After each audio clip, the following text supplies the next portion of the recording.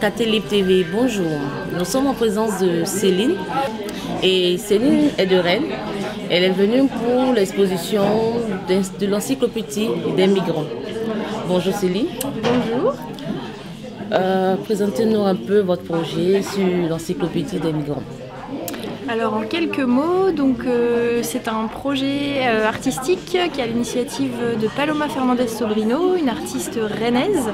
Et donc l'idée c'est de récolter 400 témoignages intimes de personnes qui ont un parcours migratoire dans la plus grande diversité de profils possibles et donc de fabriquer une encyclopédie physique, donc un objet qui sera un livre d'art et également une version numérique de cet objet pour donner à lire une grande diversité de parcours migratoires, essayer d'alimenter un peu et d'ouvrir un peu les horizons sur la question de la figure du migrant. Voilà.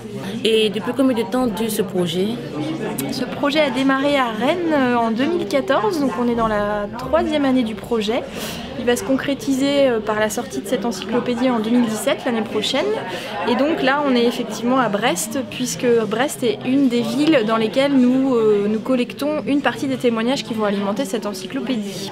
D'accord, donc aujourd'hui, nous sommes dans la petite librairie.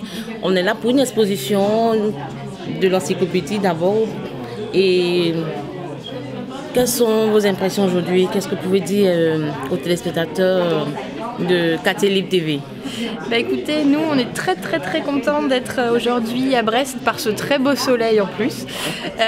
Du coup aujourd'hui ça va être un temps un petit peu de présentation de ce projet-là, de cette initiative en fait aux Brestois qui seront venus, avec toute l'équipe brestoise qui a réalisé la collecte des témoignages, avec certaines personnes aussi qui ont témoigné dans cette encyclopédie qui seront présentes.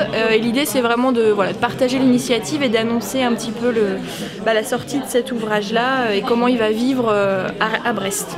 Voilà. D'accord. Il y a une dernière question qui me vient à l'idée. Aujourd'hui, l'encyclopédie, quel est l'objectif aujourd'hui de faire cette encyclopédie-là pour les migrants? Du coup, pour nous, c'est un projet d'expérimentation artistique qui a des enjeux vraiment politiques et de citoyenneté. Et l'idée, c'est de nous réinterroger sur nos représentations sur les migrations et d'essayer aussi d'intégrer cette dimension-là dans notre histoire commune. C'est avec cet enjeu-là et vraiment une volonté de valoriser la plus grande diversité possible de parcours migratoires et d'ouvrir un peu nos représentations là-dessus. Il y a l'équipe de l'âge de la tortue qui est là. Antoine qui s'occupe de la communication, des photographies sur le projet, Céline qui est coordinatrice du projet, et puis nous avons ici aussi à la petite librairie l'équipe brestoise qui a travaillé sur le projet. L'équipe est constituée de 2 personnes qui ont collecté les témoignages à l'âge de la tortue, initiatrice du projet sur Rennes, et donc c'est un projet ambitieux puisque c'est un projet européen, c'est-à-dire que ce que nous faisons ici comment se fait aussi dans plusieurs villes de la façade atlantique européenne. Voilà. Et Armelle, est-ce qu'il y a des gens, des stagiaires de la BAF qui ont écrit quelque chose? Bien sûr, bien sûr. Pas que, mais la BAF aussi demander à quelques stagiaires de participer, bien sûr. Donc voilà, l'encyclopédie va sortir en 2017, en janvier 2017, pour sa forme physique. L'édition papier va exister à 8 exemplaires.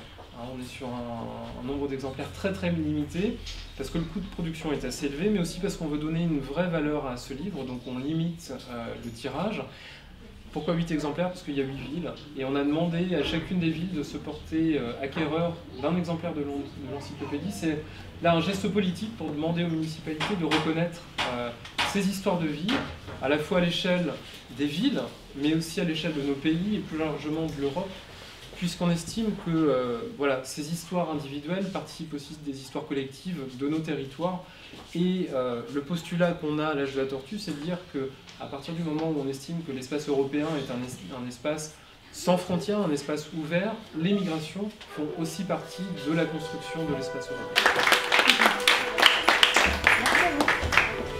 Merci beaucoup Céline, et nous vous souhaitons vraiment beaucoup de courage, et vous avez le soutien de KT Libre TV. Merci beaucoup. Merci, à bientôt. Au revoir. Au revoir.